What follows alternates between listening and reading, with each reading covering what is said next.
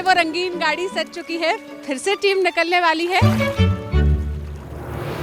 संगम लिखी हुई गाड़ी अगर आपको प्रयागराज में घूमती हुई दिख जाए तो समझ जाइएगा कि यही लल्लन टॉप वाले हैं। ये लल्लन टॉप वालों की गाड़ी है, कहीं आसपास ही होंगे। 12 साल पे कुंभ लगता है, 6 साल पे अर्धकुंभ लगता है, तो ऐसा बताया जाता है जब 12 का सर्कल पूरा हो जाता है तो महाकुंभ लगता है। तो 144 साल में लगने वाला ये आयोजन है।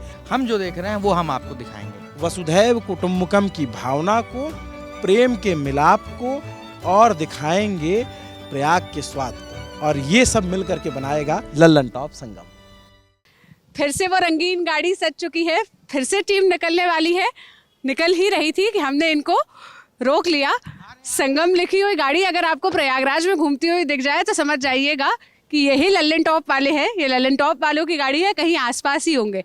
आइए अभिनव जी, आप ही का शहर है, आप ही जाने को तैयार हैं। नमस्ते। हम लोग चूँकि महाकुंभ इतना बड़ा आयोजन है और इतना दिव्य आयोजन है, धर्म का, आस्था का, तमाम संस्कृतियों का मिलन, शैव वैष्णव उदासीन अखाड़ों का जो वहाँ पे पूरा कार्यक्रम होता है वो सब देखना, तो कुल मिला के गुरु बहुत मौज आने वाली है।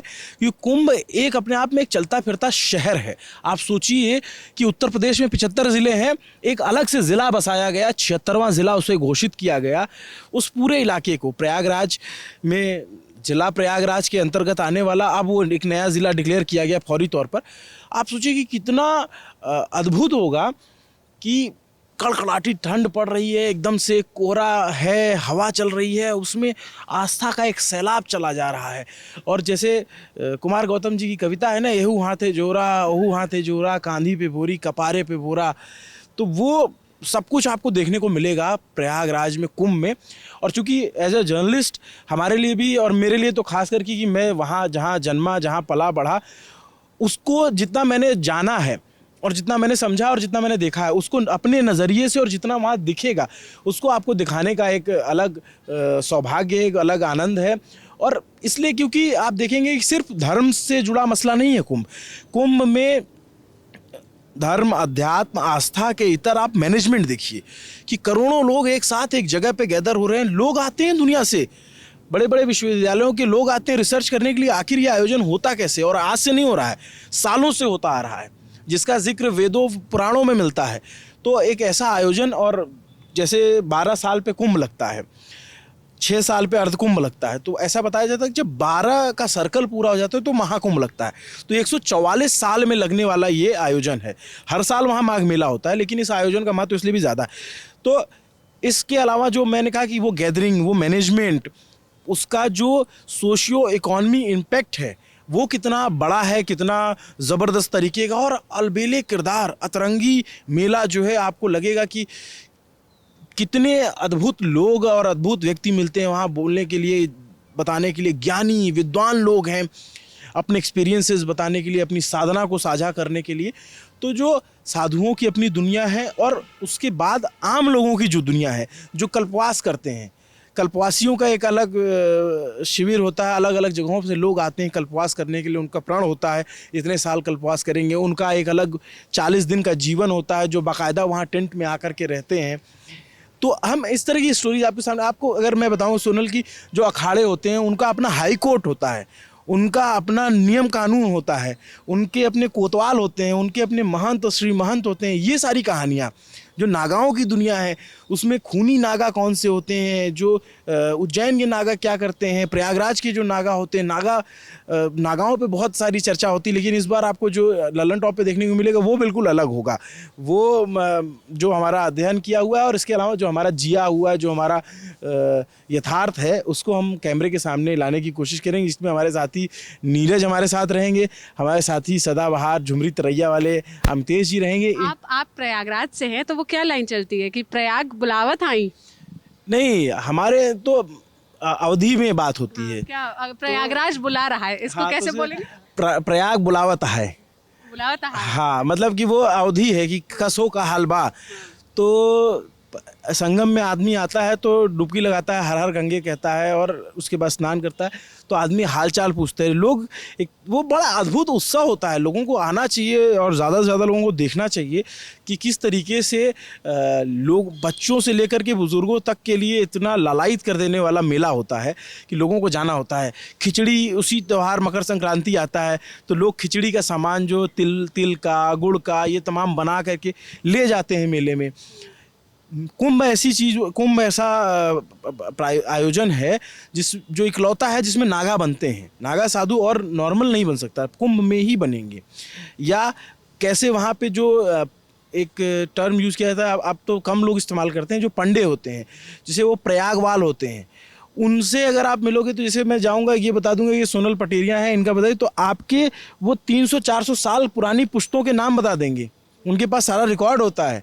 तो ये सारी चीज़ें वहाँ पे होती हैं, बहुत ही सुरक्षा के लिहाज से, मैनेजमेंट के लिहाज से। आप सोचिए कि लोगों को बात करने में थोड़ा ऑकवर्ड लग सकता है, लेकिन सोचो करोड़ों लोग जहाँ गैदर हो रहे हैं, इतने लोगों का मल कहाँ जाएगा, कैसे उसको जो है ट्रीट किया जाएगा, या क्या उसकी व्यवस्था की गई है, या इतने लोग जो अलग अलग सेक्टर में टेंट लगा के रहेंगे, कैसे उनको लाइट पहुँचाई जा रही है, उन तक बिजली कैसे हर आदमी कोई गंगा जी में से बाल्टी निकाल के तो पानी पिएगा नहीं, उसके लिए पाइपलाइन बिछती है।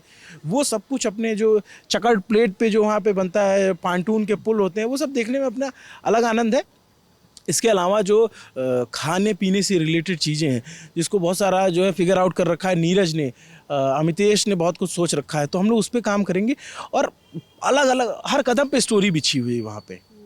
नीरज जी, प्रयाग बुलावत है और अभिनव जी ने भी इतना दिल से अभिनव ने काफ़ी चीज़ें कवर कर दी हैं जो हम बताने वाले हैं। फिलहाल मैंने ये सुना है कि 40 करोड़ लोग आ रहे हैं इसमें, तो इसका मैकेनिज्म क्या होगा। मुझे गोप्रो दिया गया है, बैटरियां तैयार हो चुकी हैं, चार्ज हो रहा है, सब कुछ आसान भाषा में भी बता। हाँ, एक माथे पर एक तिलिस्मी मणि जैसा कैमरा होता है, वो लगा के आप जो देख रहे हैं, हम जो देख रहे हैं, वो हम आपको दिखाएंगे, ये बता। और मेरा एक खास मकसद ये रहेगा कि जैसे कि हम ये सब जानते हैं कि कुंभ में आस्था, संस्कृति और भक्ति, इन सबका भी समागम है, बट उसी के साथ ब्रह्मचर्य, अध्यात्म, योग का भी एक बहुत बड़ा समागम है। तो यहाँ पर मैं समझूंगा कि ये अध्यात्म होता क्या है, जो हम YouTube पर देख रहे हैं आजकल, जो इन्फ्लुएंसर्स बता रहे हैं कि 3 मिनट का मेडिटेशन, वो अध्यात्म है, या उसकी गहराइयाँ किस जड़ तक जा चुकी हैं। और जो नागा साधुओं पे हम बात करेंगे, दिगंबर साधुओं पे बात करेंगे, दिगंबर साधु क्या होते हैं उनको समझेंगे, नागा साध्वियों की ज़िंदगी पर भी बात होगी।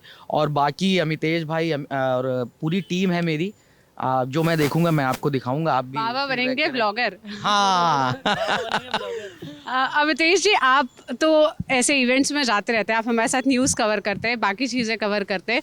हम जो भी ऐसी घटनाएं होती है या जब भी कोई ऐसे इवेंट होते हैं, तो हम तो स्टोरीज़ के लिहाज से एक्साइटेड होते हैं। आप किस लिहाज से एक्साइटेड है? आप कैमरे में क्या दर्ज करना चाहेंगे या क्या एक्सपेरिमेंट करना चाहेंगे?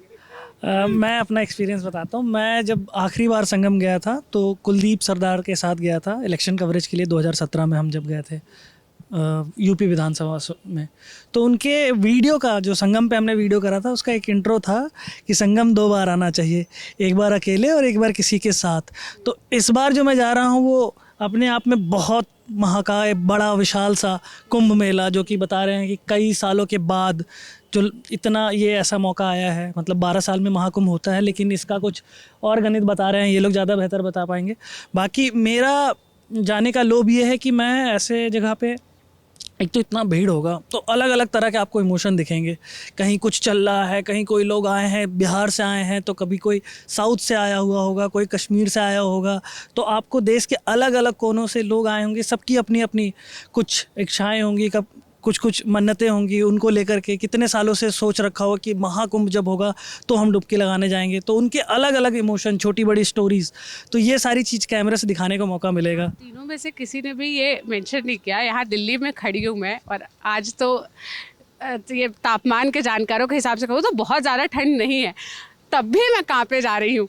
डर वर नहीं लग रहा है क्या आप लोगों को? आप तो रहने वाले हैं वहाँ के। वो जो सीन आता है ना कि इतना कोहरा है, इतनी ठंडी हवा, देख के हाड़ कपाने। जैसे ठंड तो बहुत लगती है, लेकिन मेले में आपको चलना बहुत पड़ता है। मतलब आप नॉर्मली भी अगर किसी दिन चलेंगे तो मिनिमम चलेंगे तो 8-10 किलोमीटर डेली चलेंगे। तो आप कई हाँ तो ये यही बोल रहे हैं कि देखो सारी चीज़ें ठीक है लेकिन चलना खूब पड़ेगा, और मैं इस बात को लेके बहुत खुश हूँ कि खूब चलना पड़ेगा, क्योंकि यहाँ क्या होता है दफ्तर में आप पूरे टाइम बैठे रहते हैं, आपका फील्ड पे और जो कई दिन तो ऐसा भी आएगा सोनल कि जब जैसे धूप होती है, जिस दिन मान लो धूप हो गई और उस दिन आप चले जा रहे हैं और रेत होती है तो वो अलग एब्जॉर्ब करता है और ऐसी गर्मी लगती है आपको कि लगता है जैकेट वैकेट उतार के फेंक दो। तो वो भी दिन आता, अलग अलग दिन आता है। लेकिन बहुत जैसे ये माघ और पूस के महीने में ठंड बहुत पड़ती है तो वैसी ठंड भी लगेगी। तो हम लोग उसके लिए तैयार हैं और अलग अलग स्टोरीज है बहुत सारा, मैं अभी बता दूंगा तो हो सकता है कि कोई और स्टोरी कर दे। तो अच्छा है कि मैं उसको चूँकि जो मैंने देखा है अपनी नज़र से, अपने शहर का जो इतना बड़ा मेला, और सिर्फ शहर का नहीं है, पूरे देश का, पूरे प्रदेश का, पूरे विश्व की उसकी नज़रें होती हैं इस पर। तो एक अद्भुत कार्यक्रम है जिसके आर्थिक पहलू हैं, जिसके सामाजिक पहलू हैं, जिसके बाज़ारी पहलू हैं, धर्म, आस्था, संस्कृति तो है ही। तो मार्के की बात ये है कि प्रयागराज में कचौड़ी से लेकर के और गंगा किनारे और संगम किनारे तक धुनी जा रही जो रमी जा रही धुनी है उस तक की बात करेंगे।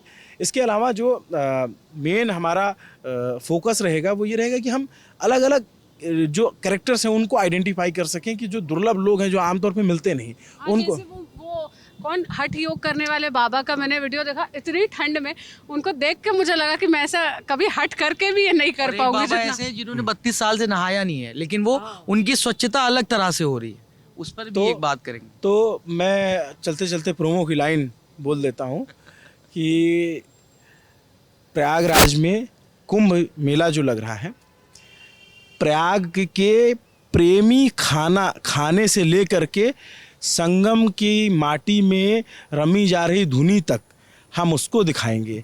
हम उसको दिखाएंगे जो कैमरे के पीछे अब तक रहा है, सामने नहीं आता, बहुत सारे लोग बचते हैं, उसको दिखाएंगे। हम जो संगम में स्नान करके कोहरे के रूप में उठने वाली हवा है जो ये बताती है कि मैंने स्नान कर लिया, आप लोग स्नान कर लीजिए, उसको दिखाएंगे। हम उसको दिखाएंगे कि कैसे वहाँ पे शब्दों का एक बहुत बड़ा शजरा गढ़ा जाता है जिसको ग्रंथों लिपियों में दर्ज किया गया है। हम उसको दिखाएंगे कैसे साधुओं की अपनी दुनिया होती है, कैसे अखाड़ों का अपना नियम होता है। हम दिखाएंगे प्रयाग में वसुधैव कुटुंबकम की भावना को, प्रेम के मिलाप को, और दिखाएंगे प्रयाग के स्वाद को। और ये सब मिलकर के बनाएगा संगम, लल्लन टॉप संगम।